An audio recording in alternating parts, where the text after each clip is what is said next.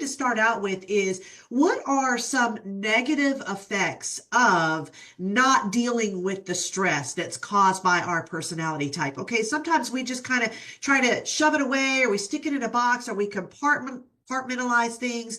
And obviously, unless you go through the problem and get to the solution, trying to go around it is not going to work, right? And so whenever we put off dealing with stressors, that has negative effects on us. One of them, I'm going to give you 10. The first one is chronic health problems. Okay. When you have unaddressed stress, it can lead to physical things. You're going to have high blood pressure. You're going to have heart disease. You may suffer from migraines. You may have it affects our digestive system. Okay. It affects your immune system. When you have stress that you have not dealt with, that comes with consequences. And one of them is chronic health issues. Okay. What's another one?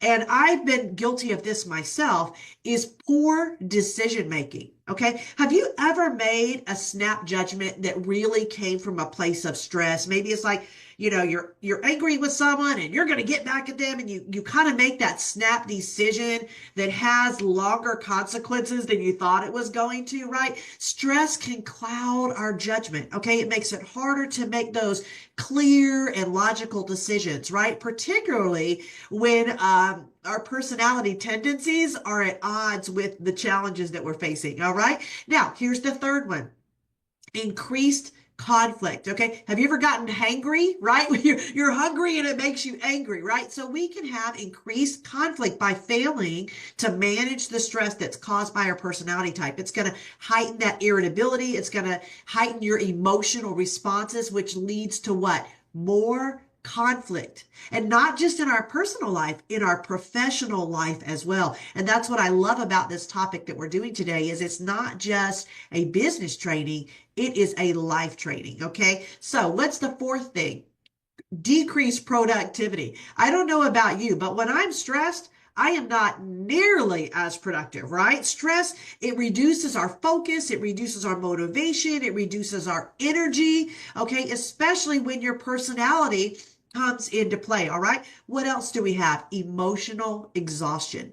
Just by continually ignoring stress, what you're actually doing is you're going to cause yourself some emotional burnout, right? And we don't need that. We need to deal with the stress that comes at us, all right? So what else do we have? My paper is jumping all around here.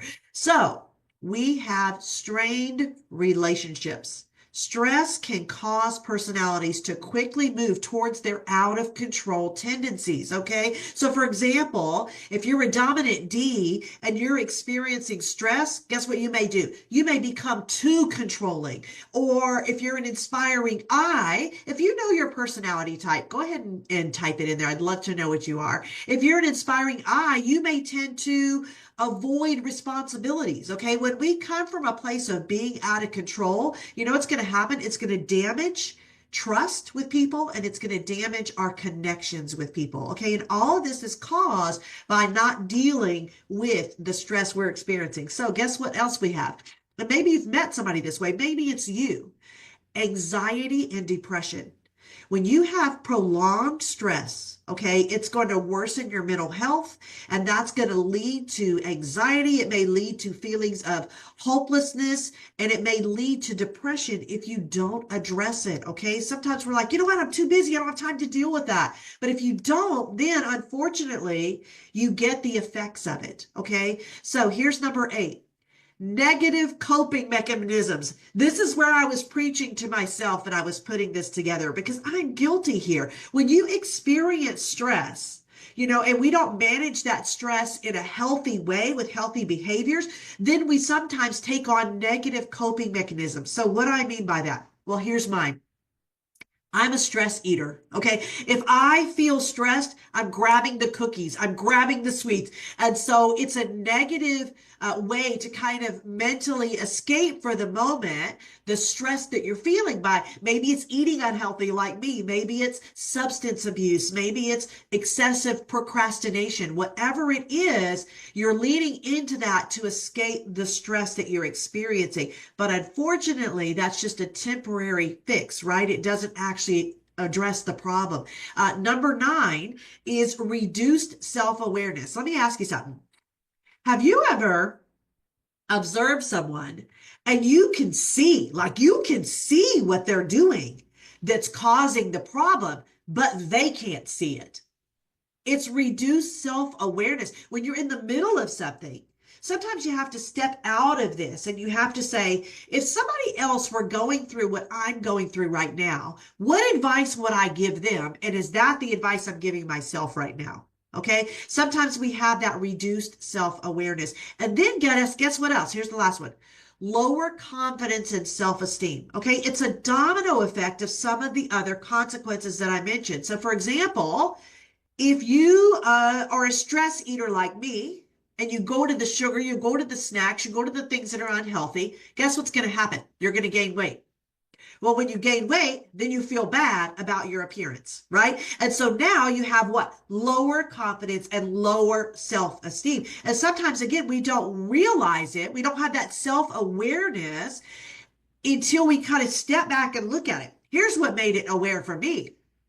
Because as I mentioned, I'm a stress eater. And so I went to my uncle's funeral a couple of years ago. And of course, when you're at a funeral, you take pictures, right? And so I'm looking at the pictures of myself and I'm like, are you kidding me? Am I really that heavy? And I know that they say the camera adds 10 pounds, but I'm like, oh my God, I was embarrassed by the way that I looked. Now, of course, other people are seeing me that way, but I didn't have the self-awareness of what I was doing to myself physically by not dealing in a healthy way with the stress that I was experiencing. Okay. And so I'd love to know, because you can't be aware of something you're not first aware of. And guess what? You can't fix something that you don't first acknowledge. Okay, you cannot do something about something if you don't first acknowledge it. Okay, and so what we're going to do is we need to know how to address stress in a way that aligns with your personality type so that we can have that balance. We can have the productivity and just the overall well-being that we all strive for, right? And so before we get into the actual stressors for each personality and give you some solutions for those, I wanted to just make sure, just in case we have anybody on this call that is not familiar with DISC. What the heck are you talking about, Angel? Well, if you're with Exit, DISC is our language. We speak it. So it's important that you understand it. Okay. And if you don't understand DISC, then I recommend you pick up my book, Stop Squatting with Your Spurs On. This is on Audible. It's on Amazon. You can order it on my website, but this is your Bible for communication. Okay. And so I encourage you to pick up this book, but for the sake of time, I'm just going to give you a brief, just 1 or 2 sentence for each personality type so you kind of understand who you are. And then maybe you can identify mentally some other people in your life and go, oh, now I understand. Okay. So of course we start with our D, and that's our dominant D. And these are your type A personalities. So these guys are goal oriented. They're very assertive. They like to focus on results. They value efficiency and control. And they move fast and think fast. Okay. Now, these are the guys that want bottom line information, and they can become impatient very quickly. All right. So that's the D. Next, we have our inspiring eyes. Now, these are the ones that light up the room simply by walking in it. All right. They're always up for a good time. They're very enthusiastic. They are completely people oriented. So they thrive on interaction, and they tend to be more disorganized and forgetful, and they're rarely on time. Okay. That's a huge challenge for them, is being on time. All right. So now we're going to talk about our supportive S. Now, if you think of a supportive S, I want you to think of Mother Teresa. All right. These are your peacemakers. They're very loyal. They're dependable. They are relationship focused. They seek harmony. They seek stability. They have trouble making everyday little decisions, and they do not like conflict. Okay. And then the last one is our cautious C. And these are your 4-level deep thinkers. These guys are detail oriented, they're analytical, they are very quality focused. Okay, they have very high standards, not only for others, but for themselves. They value when things are correct, when there's structure. They don't want surprises of any kind, and they're very thrifty. All right, and these are those personalities that love to use charts and graphs and lists. Okay, so that's just a simple breakdown. Now, I wanted to share some statistics with you. And if you're a C personality, you appreciate statistics. And I found a couple of interesting ones. And the first one is this, and these are kind of about the same thing, but the numbers are a little bit different. So statistics show that 60 to 70% of the conflicts that you are experiencing at work arise from incompatible personality types, right? Arise from personality conflicts, guys, 60 to 70%. And as a result, what happens is it drops team productivity by about 30%. Okay. So by understanding what stresses you out and keeps you from triggering and having conflict with other people and eliminating, right, productivity, let's just deal with it in an effective way, right? A healthy way. And again, you can't beware something you're not first aware of. So here's my goals for you for our time together today. One is be able to recognize when you're experiencing stress. Okay. Be able to have that awareness. Two, know how to deal with it in a healthy way. Okay.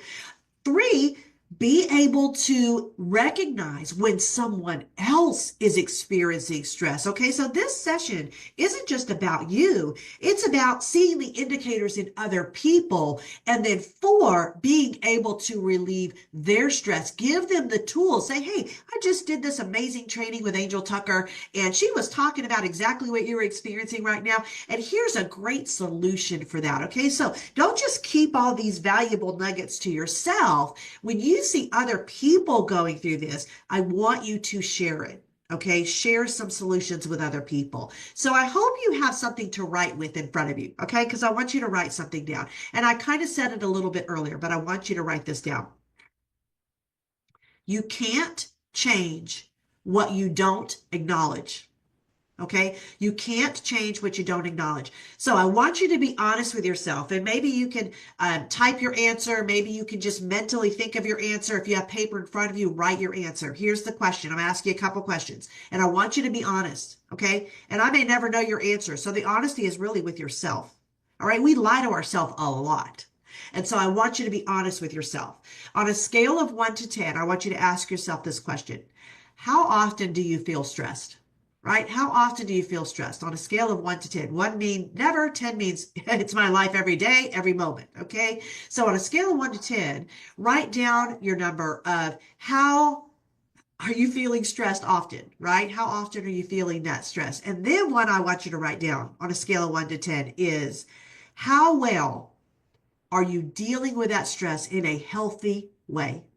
How well are you dealing with that stress in a healthy way? So if you're writing down, let's say, yeah, Angel, I'm experiencing stress every day and I don't deal very well with it. My number is a 2. My goal for you at the end of this is maybe you can bring that up to a 5. Maybe you can bring it up to a 7. Okay.